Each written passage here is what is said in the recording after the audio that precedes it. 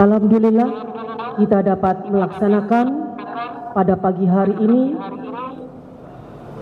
hari Selasa tanggal 25 Maret 2025, Joint Investigation Press Conference. Untuk itu kami persilakan kepada Bapak Kapolda untuk menyampaikan. Assalamualaikum warahmatullahi wabarakatuh. Selamat pagi, salam sejahtera untuk kita semua. Shalom, Om Swastiastu, Namo Buddhaya, salam kebajikan. Pemirsa Kepolisian Daerah Lampung menggelar konferensi pers menjelaskan. Rekan-rekan sekalian, pada pagi hari ini kami bersama-sama dengan Pak Wadan Puspomat, Pak Danrem, Pak Wakapolda dengan segenap tim yang tergabung dalam tim investigasi bersama dalam penanganan kasus perjudian dan penembakan beberapa waktu lalu akan menyampaikan update perkembangan penanganan yang sudah kita lakukan. Ini adalah sebagai bentuk tanggung jawab, akuntabilitas kami kepada masyarakat untuk bisa menyampaikan secara objektif, secara transparan tentang apa-apa yang sudah dilakukan dan juga bagaimana dilakukan serta apa yang akan dilakukan ke depannya. Yang pertama, saya tidak akan mengulang tentang kronologis peristiwa, tetapi saya ingin menyampaikan bahwa kerjasama tim ini bekerja mencari dan mengumpulkan alat bukti untuk saling melengkapi, ya, untuk saling melengkapi satu sama lain, baik itu dalam peristiwa tindak pidana perjudian maupun dalam peristiwa penembakan itu sendiri. Banyak petunjuk-petunjuk yang ada yang harus segera ditindaklanjuti. Sebagai tindak lanjut, Polda Lampung sudah melakukan pemeriksaan sebagai saksi 3 orang, ya, updating dari yang sudah dilakukan kemarin. 3 orang, 2 anggota Polri dan 1 warga masyarakat. Terhadap 2 anggota Polri ini, 1 diantara sudah kita tetapkan sebagai tersangka perjudian, yang 1 sebagai saksi dan 1 warga masyarakat sebagai saksi. Peran-perannya adalah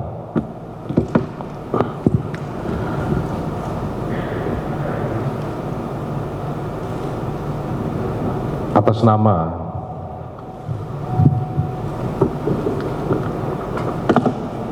K atau Kapri, dia adalah anggota Polri Polda Sumatera Selatan. Dia berada di TKP. Dia kenal, ini dalam kesaksiannya, ya, kesaksian dia sebagai saksi untuk tersangka maupun sebagai tersangka bagi dirinya sendiri, kenal dengan pelaku sejak 2018, kemudian dia datang karena ada invitation dan 1 jejak digital di mana dia juga mengupload, membuat video ajakan. Dia juga suka bermain sabung ayam dan lain sebagainya, sehingga kepadanya kita tetapkan sebagai tersangka dan ini sudah ditahan. Yang kedua, anggota Polri atas nama Wayan dari Polres Lampung Tengah. Dalam keterangannya, ya, dia mengakui, dia mengetahui bahwa ada undangan, kemudian dia bersama beberapa rekannya dari Lampung Tengah menuju ke lokasi. Dia tahu siapa pengelolanya dan lain sebagainya, tetapi jam 16 dia sudah pulang. sehingga yang bersangkutan kita jadikan saksi untuk peristiwa perjudian tersebut. Kemudian warga masyarakat atas nama Ibu N, ya, nggak yang update-nya, Ibu N, saksi N. Dia berjualan di lokasi, dia bisa menjadi saksi atas peristiwa perjudian dan juga menjadi saksi dalam peristiwa penembakan. Ini sudah yang saksi sudah kita periksa dan kita lengkapi alat buktinya. Kemudian mungkin akan ada yang bertanya, kenapa kok jam 16? Kenapa kok ini dijadikan tersangka ditahan, kok yang ini tidak? Perlu saya sampaikan di sini bahwa pijakan penyidik melakukan penyidikan itu dasarnya adalah yang pertama adalah tempus, locus, modus, baru kemudian actus reus mens rea. Ya. Tempatnya, lokusnya ada di register S, di letter S, register 44 W kanan. Kemudian modusnya apa? Mereka melaksanakan tindak pidana perjudian dari siang hari. Begitu tempus, nah tempus ini kita tetapkan adalah pada saat dilakukan tindakan pembubaran. Jadi itulah tempusnya. Sehingga kepada anggota Polres Lampung Tengah tadi yang bersangkutan kita jadikan saksi untuk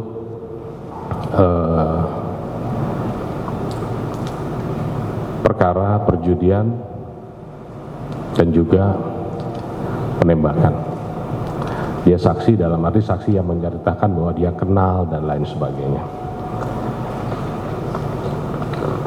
Dari updating ini kita sudah melakukan diskusi-diskusi dengan teman-teman dari Puspomat ya kemarin dan lain sebagainya, sehingga termasuk tadi malam kita juga running melakukan diskusi dan lain sebagainya, sehingga selanjutnya nanti akan disampaikan, akan dijelaskan oleh Pak Dan Puspomat tentang teknis penanganannya. Mungkin ada yang bertanya-tanya ya, kenapa kok belum dan lain sebagainya. Kita pahami bersama bahwa masing-masing punya standar operasional prosedur, masing-masing punya teknis dalam proses penyidikan dan lain sebagainya, yang mungkin ini belum dipahami sehingga ini bisa dijelaskan. Kemudian yang berikutnya nanti begitu kita menunggu hasil lapor ya, kalau sudah keluar semua nanti kita akan melaksanakan gelar kembali bersama, kemudian berkas tersangka barang bukti ini kita akan limpahkan ke POM Angkatan Darat. Mungkin ini dari saya. Selanjutnya saya persilahkan Pak Dan Puspomat untuk bisa menyampaikan. Assalamualaikum warahmatullahi wabarakatuh. Bismillahirrahmanirrahim. Assalamualaikum warahmatullahi wabarakatuh.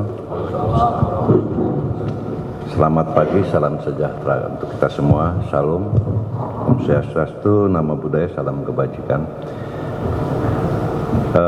Pertama-tama dalam kegiatan press release ini, pimpinan TNI dalam hal ini adalah Bapak Panglima TNI maupun khususnya Bapak Kasat menyampaikan rasa bela sungkawa yang sebesar-besarnya kepada institusi Polri, khususnya untuk keluarga korban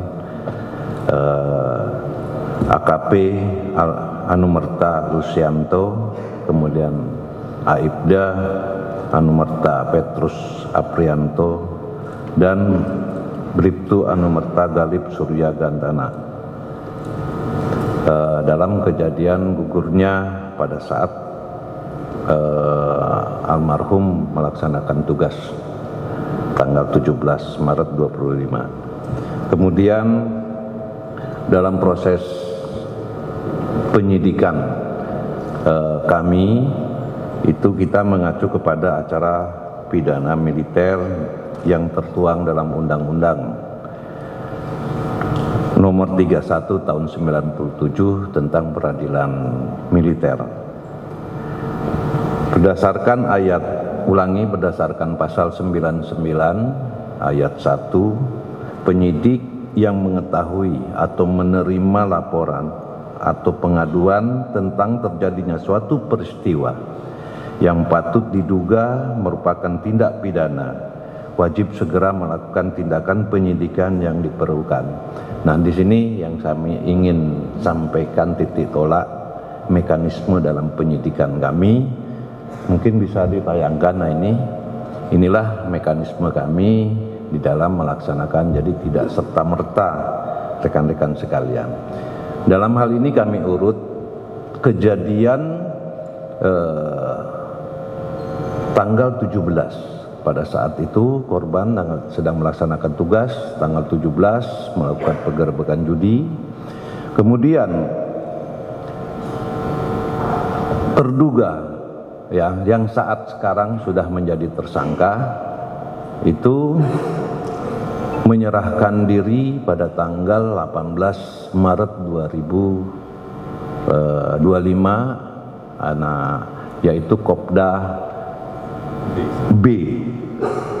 Kemudian tanggal 19 Maret 2025 tersangka kedua itu Peltu YHL itu menyerahkan diri di Batu Raja. Sehingga anggota kami di Subdepom Batu Raja yang menjemput dan membawa ke Denpom 23 Lampung untuk segera diamankan.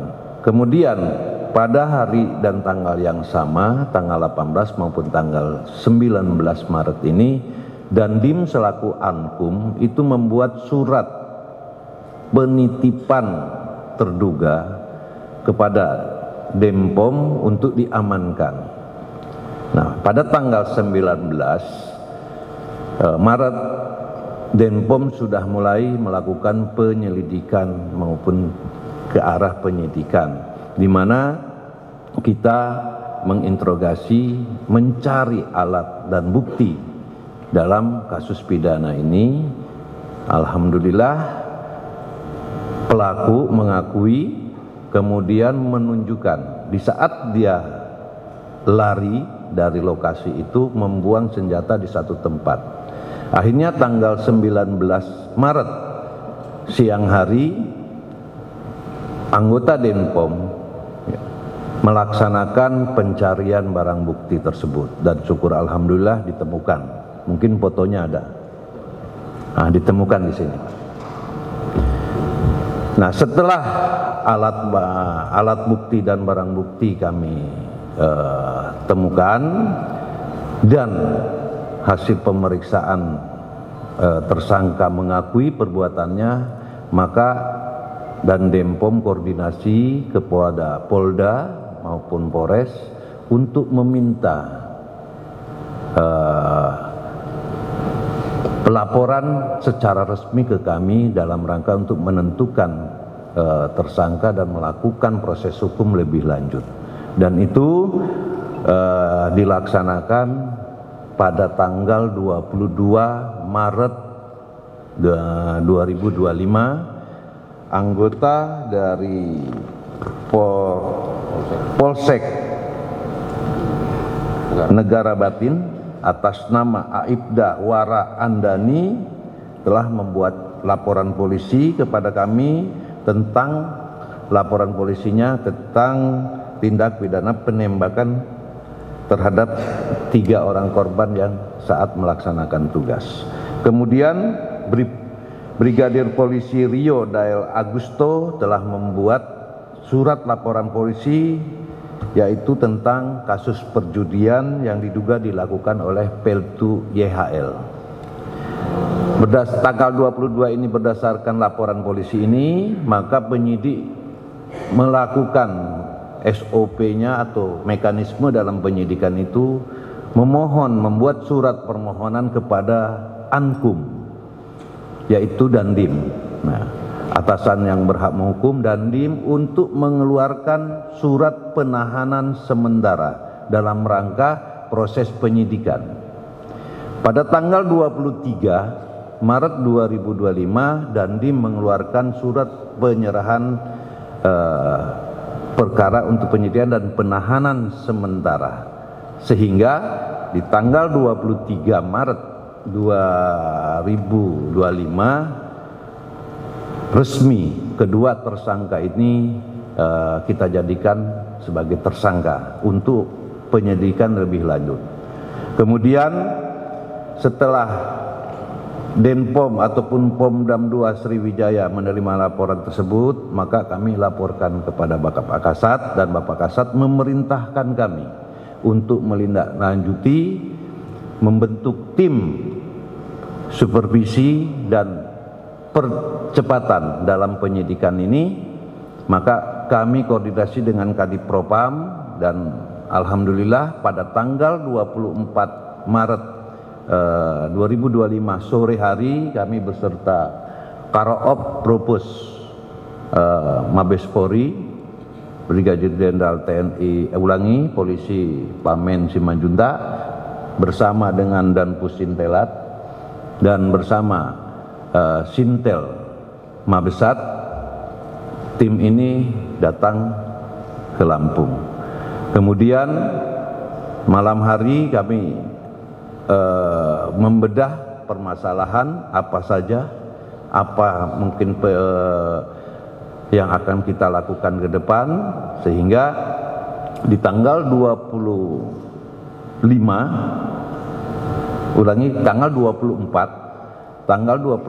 kemarin kami memohon kepada Kapolda untuk melihat hasil dari rekan-rekan Polri seperti apa, hasil dari kita seperti apa, kita padukan. Karena ini ada kaitannya, mohon izin Pak Kapolda, ada kaitannya kami memerlukan saksi polisi yang memang ada, termasuk yang dikatakan Bapak Kapolda, yaitu 2 anggota Polri, termasuk salah satunya tersangka yang berinisial K. Kemudian 1 masyarakat sipil Ibu Nur. Tetapi kami juga di Denpom telah melakukan pemeriksaan beberapa saksi juga untuk memenuhi bagaimana proses hukum lebih lanjut. Kemudian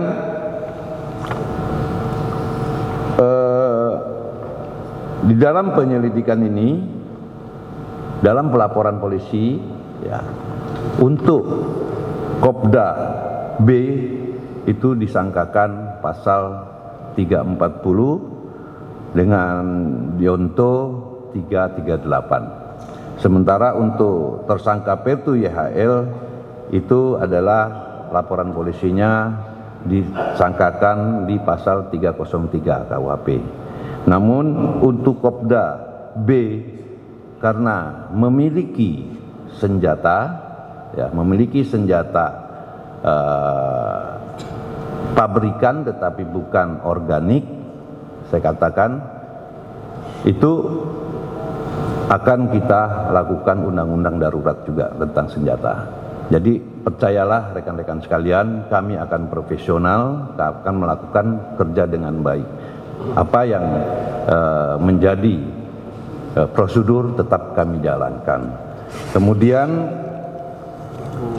komitmen Bapak Kasat juga sampaikan kepada kami, buka seterang-terangnya, transparan, kemudian proses hukum apabila memang anggota TNI Angkatan Darat ini salah, lakukan proses hukum dengan baik. Maka kami akan berupaya untuk percepatan. Tim kami dari Jakarta 10 orang, kami akan memperkuat Denpom untuk segera menyelesaikan persoalan ini dan selalu bekerja dengan Polda, khususnya mungkin Dirkrim kami akan tetap lakukan. Yang jelas komitmen Bapak Kasat, kolaborasi ini harus dilaksanakan, jaga institusi kedua belah pihak yang sudah sinergitas antara TNI dan Polri, kemudian lakukan yang terbaik untuk bangsa ini. Mungkin bisa kami jelaskan seperti ini, kurang dan lebihnya saya mohon maaf. Saya akhiri. Wassalamualaikum warahmatullahi wabarakatuh. Saya dan Rem 043 Garuda Hitam Seperti yang disampaikan oleh Pak Kapolda maupun Bapak dan Puspomat tadi, tentunya untuk mengantisipasi dari pertanyaan rekan media yang terakhir tadi, selanjutnya bagaimana ke depan untuk hal-hal yang ilegal. Ini tidak pernah berhenti, kami akan terus sampaikan.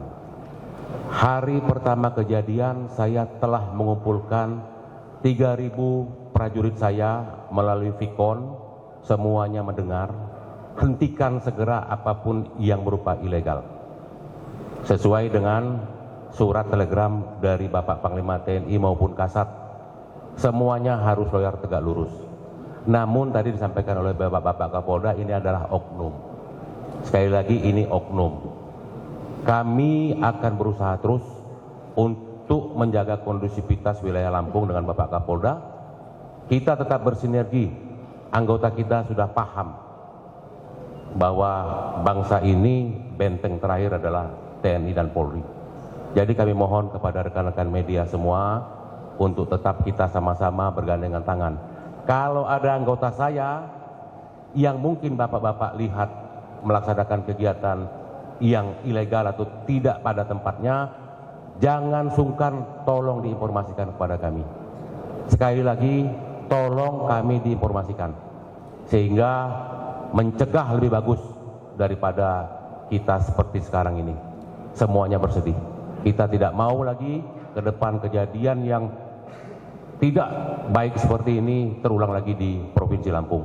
Itu pernyataan kami, terima kasih. Dan tentunya kepada 3 orang prajurit Polri yang gugur, kami juga sudah menyampaikan bela sungkawa di awal maupun saat ini. Di hari yang baik ini, mudah-mudahan 3 orang prajurit terbaik ini bisa diterima menjadi ahli surga. Keluarga kuat dan sabar. Mudah-mudahan semuanya akan baik kembali dan kita dapat terus bertugas mengawal Provinsi Lampung ini ke depan.